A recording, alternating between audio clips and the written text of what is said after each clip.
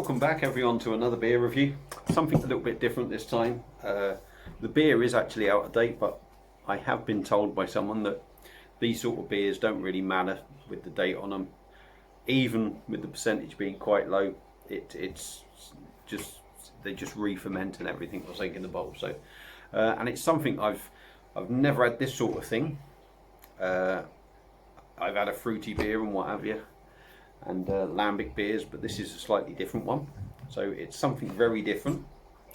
And this time we're going to Belgium, I believe it is, and the Lindemans brewery. And this is a Lindemans Gueuze lambic beer, which I have no idea how to pronounce it. I actually picked a few of these up for the missus as a treat. I'd had a lot of overtime, so I'd done an order in Belgium in a box, and I know the missus likes fruity beers, so I picked up like 7 beers or something, and you get the nice Lindemans Teku glass, and I think it was about €17, so it's about 15 quid or something it was for like 7 beers. This is the strongest one. They're generally about 2.5%, 3.5%, quite weak really, but this is 5%. So I think that's all the spiel I've done. So there's the label. I quite like the labels, but I'm not keen on the green. And it's got a gold wrap on the top. This is 25 cl bottle. So it's just sort of like, if you're being official, it's just under half a pint. It's 5%. Like I said, these were €17, so roughly about 15 quid for 7 bottles and a glass, and the glass is worth about 7 quid on its own. I know that for a fact. So this will be quite interesting. So let's get it open, get it into a glass. Don't know an awful lot about these beers. I've had a little bit of a read up on it. Apparently there's 15% lambic in it.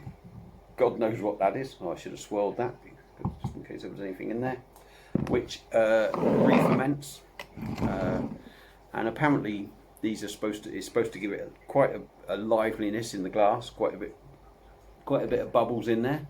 There's a bit of bubbles in the bottom. That is quite lively. Dry, tart, and it'll either be fruit or roasty kind of flavours apparently. So there we go, in the glass. I wouldn't say it's pretty lively. The old bubbles going up in there. It's like an amber colour. We got a finger ahead on top. Does it look good? I don't know. I don't know what these are supposed to look like, but we'll just say it does. Yeah. So let's dive in on the nose, see what we get. By the way, these glasses, Lindemans Teku glasses, fantastic, beautiful, beautiful looking thing. Yeah, there's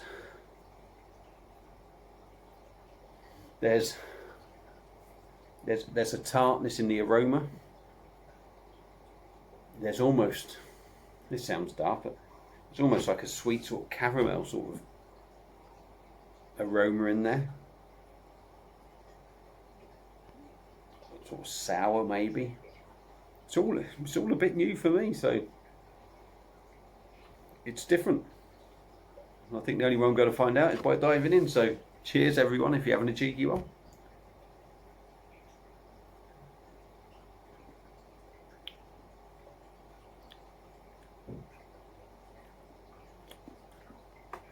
It's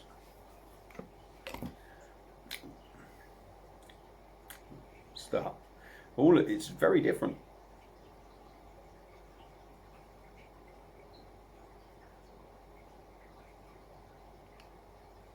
Weird one. I'm guessing with it being sort of a sour sort of drink kind of thing, fruit thing, it's sort of thin, a little bit thin, but not in a bad way. It's kind of just how the drink is.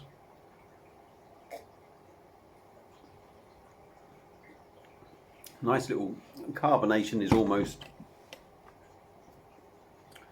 Prosecco champagne like, if you like, but not, you know, raging. It's just a nice little fizz in your mouth. The main sort of flavour I'm getting is apple I'm getting an apple sort of taste to it, with there's definitely sweetness in there, a little bit of tartness, but there's kind of a sweet sort of caramel hint on the back. It's rather enjoyable. I got to admit, these sort of ones, I'm sort of always dubious because it's kind of fruity. I mean, it's the wrong time of year now. These sort of things you would just chuck down your neck. 25 cl bottle. Again, this is a strong one, but the others that we've had, like the fruity beers and that, 2.5%, 3.5%, 4% maybe. Excuse me, a bit gassy. You get no hint of the 5% in there. As I said, if you had the good weather, these would just disappear. They're not going to be to everyone's sort of taste. They're a fruity beer. They're almost fruity beer cider-like, with a bit of a tartness to them. But they're really enjoyable, actually. There's something, sometimes you just want that something a little bit different. Again, they're not going to be to everyone's taste.